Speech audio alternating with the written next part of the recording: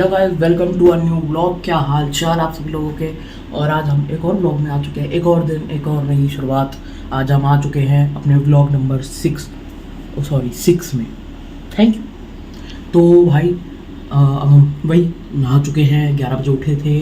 फिर vlog schedule कर रहे थे और व्लॉग शेड्यूल करते करते हमें पौने 12 बज गए। और फिर हम 12:13 पे नहाने गए और आ गए अब हम नहा के। तो अभी 12:30 बज चुके हैं। अब हम बस रेडी हो रहे हैं, पाठ वाठ करेंगे, फिर लंच वंच करके अपना स्टडी सेशन चालू करेंगे। ठीक है, व्लॉग में बने रहना, सब बताऊंगा आपको। आज मैं आपको कुछ नई चीज़ें बताऊंगा, जो सी ए से रिलेटेड सब कुछ बताऊंगा कि सी ए में होता क्या है, कैसे कैसे चीज़ें चलती है। तो भाई बने रहना ब्लॉग में, ज़रूर देखना ब्लॉग को पूरा। तो लेट्स मीट अप।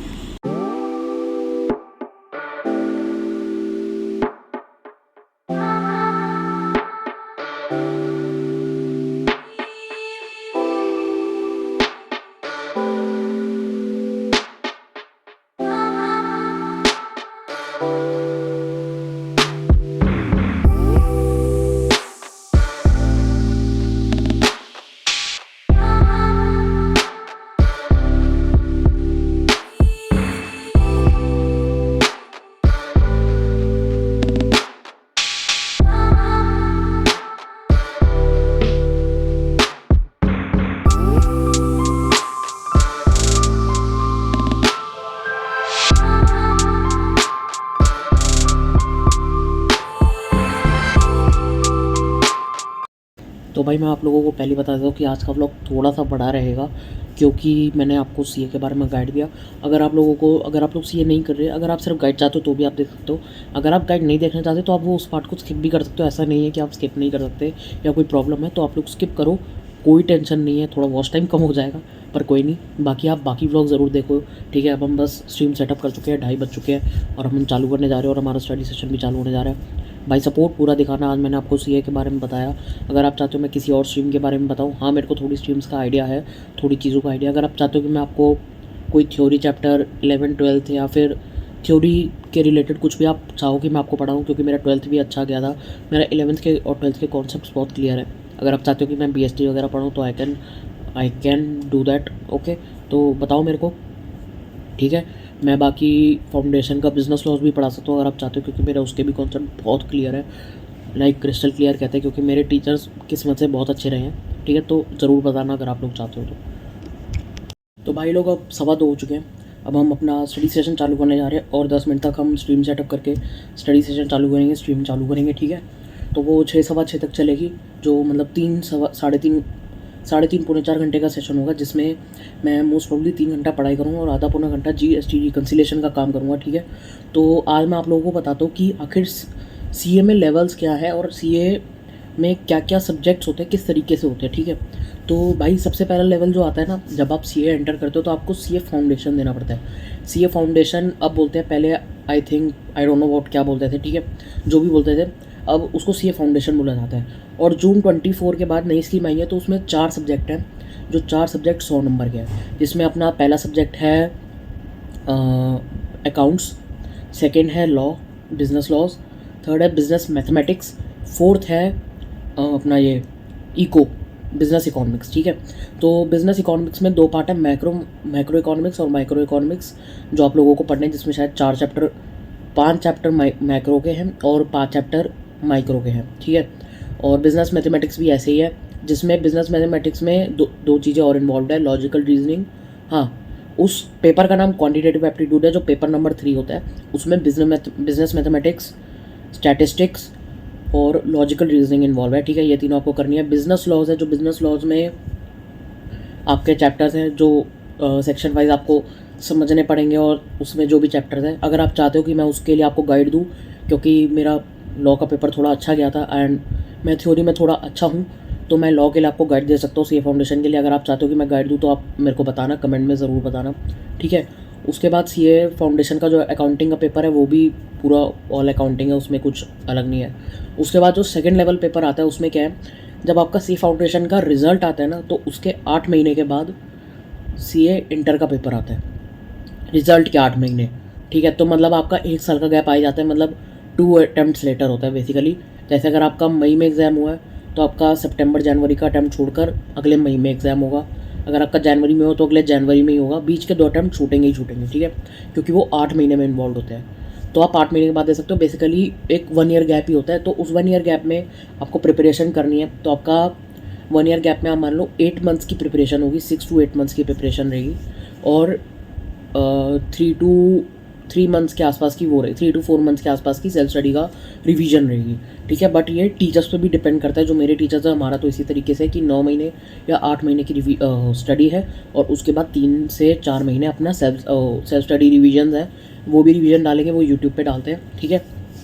अगर आप चाहते हो कि मैं किससे कर रहा हूँ तो आप मेरे को पर्सनली डीएम कर देना इंस्टा पे, आप मेरे को लिंक्डइन पे कर लेना, या फिर आप मेरे को कमेंट्स में भी पूछ सकते हो, मैं आपको कमेंट्स में बता दूंगा कि मैं कर कहाँ से रहा हूँ, ठीक है। उसके बाद आती है सीए इंटर। सीए इंटर में टोटल 6 सब्जेक्ट है, जिसमें ग्रुप 1 और ग्रुप 2 है। ग्रुप 1 में 3 सब्जेक्ट, ग्रुप 2 में 3 सब्जेक्ट। सीए फाउंडेशन में आपको एक चीज़ बताता हूँ, सीए फाउंडेशन में आपको 400 में से 200 नंबर चाहिए पास होने के लिए एग्रीगेट, और सब में मिनिमम 40 सब्जेक्ट्स आने चाहिए, तो 40 मार्क्स आने चाहिए हर सब्जेक्ट में। अगर आपके 39 मार्क्स आए और आपके 200 से एग्रीगेट ऊपर है तो भी आप फेल हो। अगर आपके सब में 50 और 49 आए और आपके 200 से कम है तो भी आप फेल हो, ठीक है। तो आपके 200 से ऊपर आने चाहिए एग्रीगेट में, और 40 से हर सब्जेक्ट में ऊपर आने चाहिए, ठीक है। दूसरा आता है सी इंटर। सी इंटर में भी यही चीज़ है कि 40 से ऊपर आने चाहिए, और आपका जो फर्स्ट ग्रुप है वो 3 सब्जेक्ट का, तो टोटल 300 मार्क्स हो गए। 300 मार्क्स में से आपके 150 मार्क्स, मतलब 50% एग्रीगेट आना चाहिए, ठीक है। तो आपका 150 मार्क्स हो गए। 150 मार्क्स और 40 मार्क्स अबव सब में होने चाहिए। ऐसे ही ग्रुप 2 का सेम है। तो टोटल आपका एग्रीगेट 300 बनना चाहिए। अगर आप बोथ ग्रुप्स दे रहे हो तो 300 का एग्रीगेट होना चाहिए, क्योंकि 600 नंबर के पेपर है, और सब में 40 मार्क्स से ऊपर आने चाहिए, ठीक है। इसके अलावा कौन कौन से पेपर होते हैं वो मैं आपको बताता हूँ। इंटर में सबसे पहला पेपर जो होता है ग्रुप 1 का, वो एडवांस अकाउंटिंग होता है।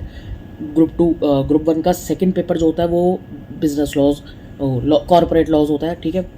ग्रुप 1 का थर्ड पेपर जो होता है वो टैक्सेशन होता है। टैक्सेशन में 2 चीज़ें हैं, डायरेक्ट टैक्सेशन और इनडायरेक्ट टैक्सेशन। इनडायरेक्ट टैक्सेशन मतलब जैसे हम जो जीएसटी पढ़ते हैं वो सारा, और डायरेक्ट टैक्सेशन मतलब जो इनकम टैक्स एक्ट में होता है, ठीक है, वो सारा।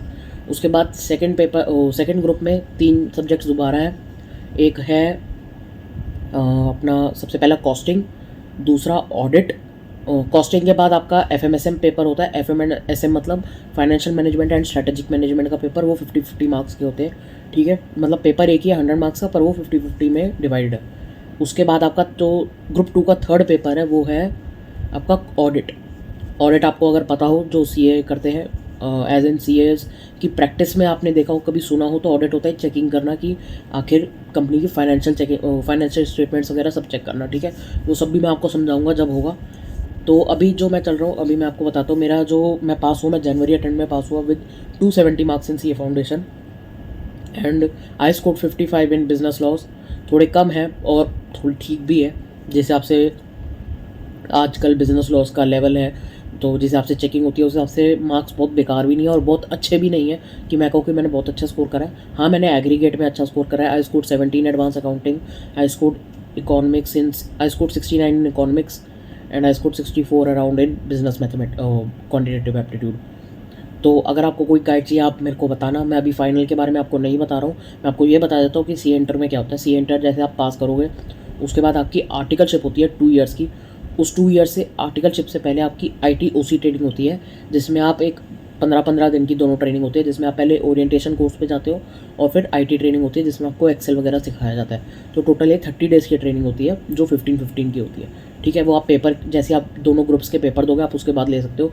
जैसे मेरे जनवरी 26 में पेपर है तो मैं फरवरी में उसकी ले सकता हूँ वो मैं क्लासेस, ठीक है। और उसके बाद जब आपका रिजल्ट आता है तो आप उसके बाद आर्टिकलशिप शुरू कर सकते हो। अराउंड मार्च स्टार्टिंग में रिजल्ट आएगा, मार्च 3 मार्च 4 तक, और अगर अच्छा रिजल्ट रहा तो आप उसके बाद आर्टिकलशिप स्टार्ट कर सकते हो, ठीक है। तो होपफुली आपको सब समझ आया होगा जो मैंने आपको बताया।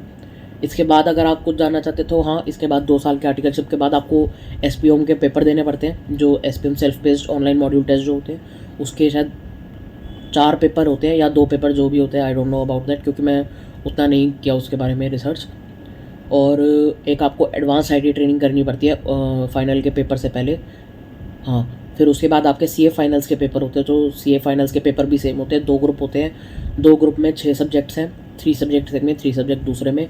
150 एग्रीगेट आपको मैंने जैसे सारा बताया, सेम टू सेम है CA फाइनल का। CA फाइनल में सब्जेक्ट जो है वो थोड़े अच्छे लेवल के हैं वो, पर जब आप आर्टिकलशिप कर लोगे, आर्टिकलशिप इसलिए कि आप फाइनल्स के जो पेपर है उसको प्रैक्टिकली समझ पाओ कि हो क्या रहा है, ठीक है। तो भाई व्लॉग में बने रहो। अब हम स्ट्रीम चालू करने जा रहे हैं। अगर आपको ये गाइडेंस अच्छा लगा तो आप बताना, मैं आपको और भी गाइडेंस दूंगा, ठीक है। Bye bye. भाई अब 6 बज चुके हैं, 6:03 हो रहे हैं, ठीक है। और हमारा थर्ड ब्रेक चल रहा है। हमने 5 मिनट का ही ब्रेक रखा है, ठीक है। अब हमारा ब्रेक चल रहा है। इसके अभी हम जीएसटी रिकन्सिलेशन का काम कर रहे हैं, लास्ट ब्रेक है। इसके बाद एक लास्ट सेशन होगा। लास्ट सेशन के बाद हम स्ट्रीम बंद कर देंगे। तो अराउंड 3 आवर 45 मिनट्स की स्ट्रीम होगी, ठीक है। फिर स्ट्रीम बंद करके अपन कटिंग कराने जाएंगे। आपको थोड़ी बहुत क्लिप्स मिल जाएंगी जाते जाते। सपोर्ट करते रहो, व्लॉग देखते रहो पूरा। आज स्ट्रीम भी बहुत अच्छी हुई, आज मेरी पढ़ाई भी बहुत अच्छी हुई। मेरा 130 मिनट्स का प्रोडक्टिव सेशन निकला, बहुत तगड़ा। तो उसके बाद अभी हम जा रहे हैं। अभी हम पहले लास्ट सेशन कर रहे हैं स्टडी का, फिर हम चलते हैं और वहाँ आपको मिलते हैं कटिंग कराते वक्त। कटिंग कराकर फिर अपन घर आएंगे, नहाएंगे धोएंगे, रात के फिर डिनर कर फिर अपना लास्ट सेशन करेंगे। शायद 1 घंटे का करें, क्योंकि फिर कल से हमारा वो शुरू है, कॉस्टिंग और एफएम की क्लासेस शुरू है। तो कल सुबह 6 बजे उठना है, 6 साढ़े 6 उठकर नहा धोकर 7:30 बजे क्लास है। तो कल सुबह 7:30 बजे आपको स्ट्रीम मिलेगी नहीं, ठीक है। तो व्लॉग में बने रहना, व्लॉग जब ख़त्म होगा तब देखना, तब तक तो देखते रहना। 6 और मेरी मम्मी आ चुकी है, तो बस अब हमारा हो चुका है, ख़त्म हो चुका है काम। तो हमने अभी स्ट्रीम बंद करी। अगेन 11 आवर 30 मिनट्स का रहा वॉच टाइम, बहुत अच्छा था मेरे लिए, बहुत अच्छा है, ठीक है। थोड़ा और दे दिया करो गाइस, थोड़ी सी और मेहनत करेंगे, थोड़ा और अच्छे से करेंगे और वॉच टाइम को 24 घंटे भी ले जाएंगे एक दिन, सिर्फ 4 घंटे की स्ट्रीम में, ठीक है। तो व्लॉग में बने रहो। अब मैं कटिंग कराने जाऊँगा चाय पीकर, ठीक है। मिलते हैं बाद में।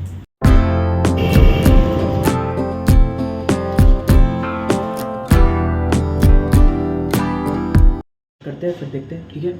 तो अब अपन नहा चुके हैं, अब अपन क्या करेंगे, अब अपन खाना खाएंगे, ठीक है। खाना खाकर फिर एक घंटे का या 1.5 घंटे का शायद स्टडी सेशन करो यार। अपना ब्लॉग अब एंड करते हैं, बहुत देर हो चुकी है, ठीक है। अब मतलब 10:30 ही हुए हैं, पर अब नींद आ गई, अब सोएंगे। सुबह 6 साढ़े 6 उठना है, क्योंकि कल 11 बजे क्लास है।